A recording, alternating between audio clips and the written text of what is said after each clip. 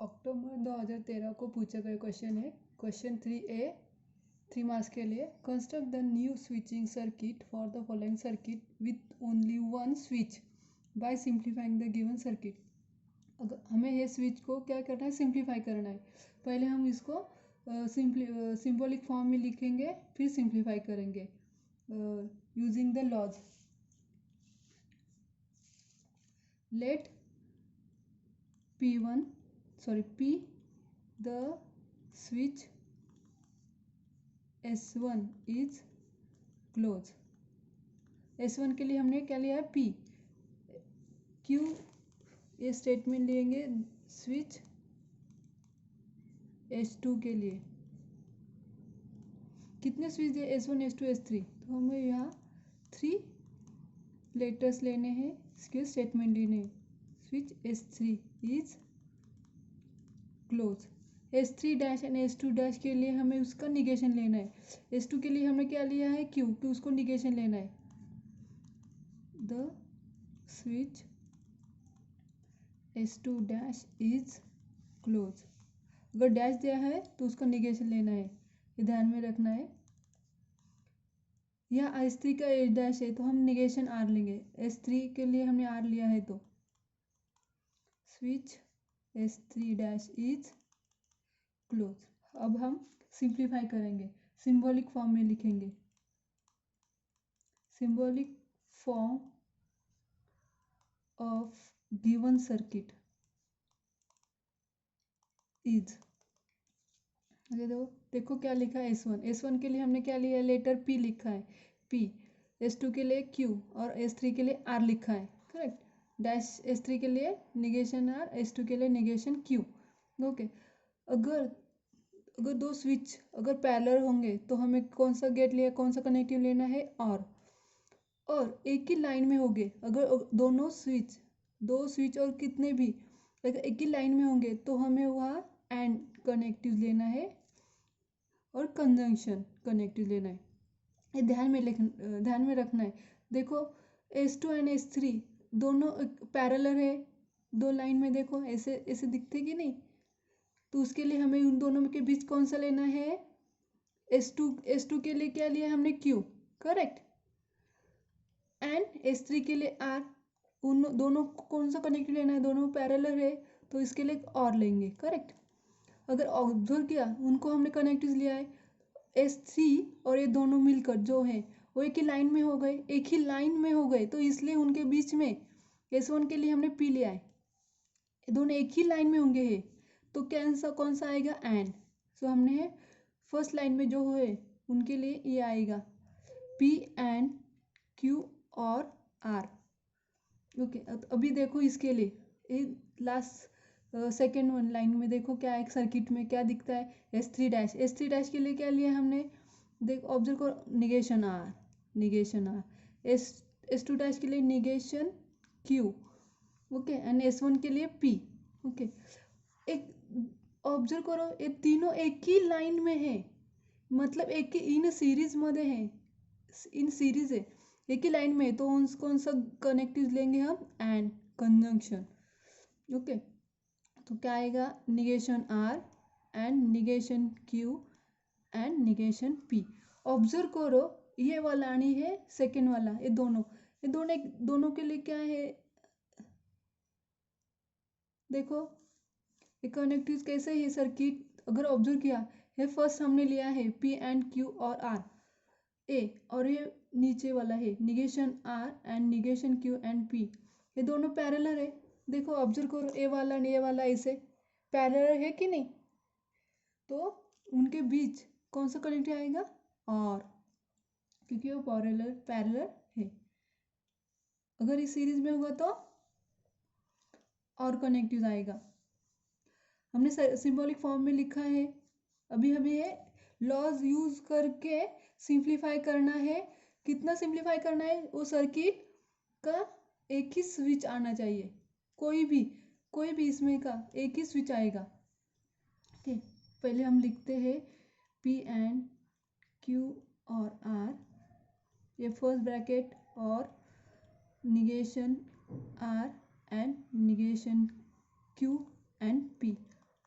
Observe करो a negation R and negation Q, इसके लिए हमें De Morgan's law by De Morgan's law. De Morgan's law क्या है? P negation in bracket P and Q is equivalent negation P और negation Q. Similarly negation in bracket P और Q is equivalent negation P and negation Q. ये हमें यहाँ observe करना है। See both have the negation R and negation Q. Okay, ऐसे इधर observe करो है, यहाँ के कौन से साइन है? यहाँ ये वाला देखो, ये ऑब्जर्व करो, ये और ये दिखता है कि नहीं सेम? मतलब यहाँ आर एंड क्यू है, यहाँ पी एंड क्यू है। तो ऑब्जर्व करो, इधर मैं लिखती हूँ negation R and negation Q. तो क्या आएगा? इधर निगेशन आएगा ब्रैकेट के बाहर, तो बीच में और आएगा। ओके, यहाँ पहले कौन सा लेटर है? आर, बाद में कौन सा है? क्यू। तो ऐसा आएगा। देखो, इसके जगह हमें क्या लिखना है? ये लिखना है। कौन सा लॉ यूज किया है हमने? D Morgan's law. सो इसके बजाय हमें ये लिखना है पी एंड, बाकी का एज इट इज ही लिखना है, उसमें कुछ नहीं करना है। देखो क्या इसके, देखो ऑब्जर्व करो, इसके जहाँ है कि नहीं, हमने कंपैरिजन करना है। लॉज यूज करके कंपैरिजन करके सिर्फ लेटर जो है वही लिखना है। जहाँ आर एंड क्यू है तो आर एंड क्यू लिखेंगे हम। अगर पी क्यू होता तो यही लिखते। यहाँ आर है कि नहीं? क्यू। इसलिए मैंने ये फॉर्मूला लॉज लिखा और उसके बाद ये करके दिखाया, क्योंकि ध्यान में आने के लिए, समझ में आएगा फिर। सो निगेशन आर और क्यू एंड पी, बाकी का एज इट इज। ओके, और नाउ ऑब्जर्व करो, यहाँ क्यू और आर। ओके, और हमें क्या करना है? हमें सिर्फ जगह बदलना है क्यू और आर के बीच में। इसके लिए मतलब लेटर चेंज करने। सो कौन सा लॉ यूज करते हैं? Commutative law. कौन सा है? P and Q is equal to Q and P. Similarly P और Q is equivalent to Q और पी। वैसे सेम, बाकी का कुछ नहीं, सिर्फ हमें लेटर चेंज करना, क्यू की जगह आर, आर की जगह क्यू लिखना है, बाकी का एज इट इज। कौन सा लॉ यूज किया है हमने यहाँ? निगेशन क्यू और आर एंड पी। ये हो गया, ऐसे दिख रहा है क्यू और आर। वैसे here again observe that here P पहला है, यहाँ पी बाद में इस ब्रैकेट में। अगर ऑब्जर्व किया है ये ब्रैकेट और ये दोनों ब्रैकेट, तो वैसे ही सेम हमें एक ही साथ चाहिए। तो कौन सा ही लेटर? इधर हम क्या करेंगे? फिर से हम कम्यूटेटिव लॉ यूज करेंगे। मतलब क्या करना है सिर्फ लेटर पी और ये लेटर है पूरा का, ये हमें चेंज करना है, जगह सिर्फ बदलने। क्योंकि ऑब्जर्व करो यहाँ P and Q, Q and R, Q and P, हमने सिर्फ एंड एज इट इज है। मतलब पी एंड क्यू की जगह बदली हमने। पी पहले क्यू पहले लिखा है, पी बाद में लिखा है। इधर भी सेम है, देखो और गेट में भी और कनेक्टिव्स में भी क्यू पहले लिखा है और पी बाद में लिखा है। वैसे ही सेम यहाँ फिर से हमने कौन सा लॉ यूज किया है? Commutative law. यहाँ फिर सिर्फ कम्यूटेटिव लॉ यूज किया है। पी जो कनेक्टिव है एज इट इज, और ये लेटर पूरा जो निगेशन है उसको क्यू और आर। ओके, ये हो गया। तब बाद में हमें क्या करना है? पी एंड दोनों ब्रैकेट में है। अगर कौन से दो ब्रैकेट में कोई लेटर एंड कनेक्टिव सेम होंगे तो डिस्ट्रीब्यूटिव लॉ यूज करेंगे। देखो distributive law, P and Q और R is equivalent to P and Q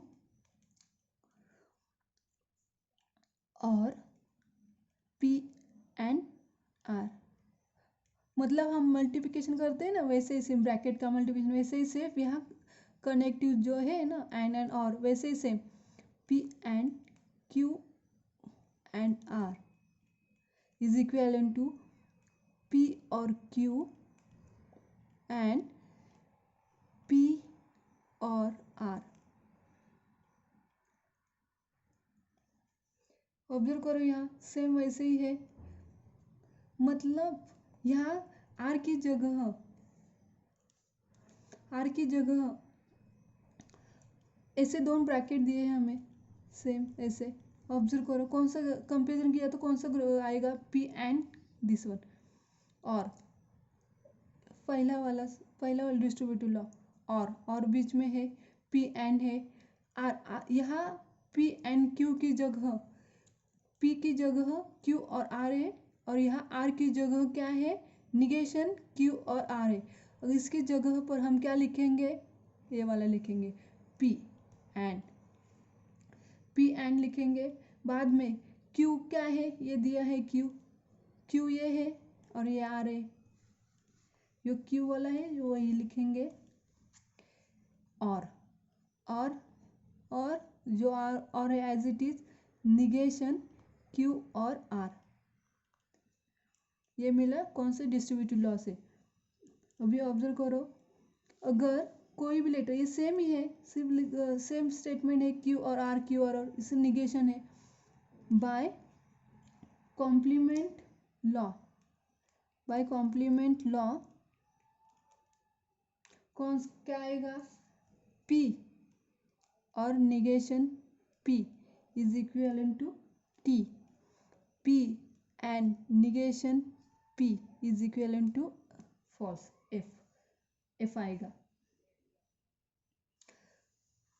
तो ऑब्जर्व करो कौन सा R है, तो क्या आएगा, T। सेम लेटर है, P की जगह सिर्फ यहाँ Q और R, सेम है ना, Q और R, यहाँ निगेशन है, P सेम है, निगेशन है, वैसे ही सेम है कंपैरिजन किया तो।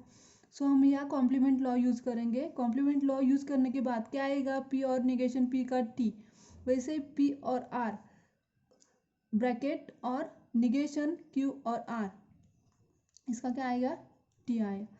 बाद में उसके बाद हमें फिर से कौन सा लॉ यूज करेंगे, बाय आइडेंटिटी लॉ।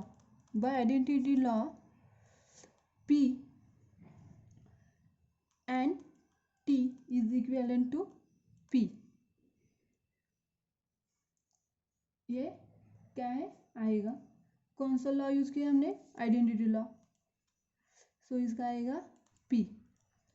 हमें क्या कंस्ट्रक्ट हमें ये ड्रॉ करना है, हमें सिंप्लीफाई किया, उसमें क्या आया ओनली वन स्विच आया।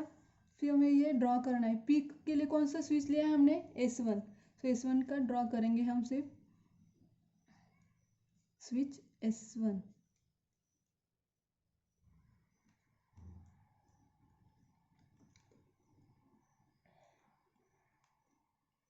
Plus minus. एक क्वेश्चन 3 मार्क्स के आया था, ये ड्रॉ किया तो हमें क्या मिलेगा, 3 मार्क्स। Thank you.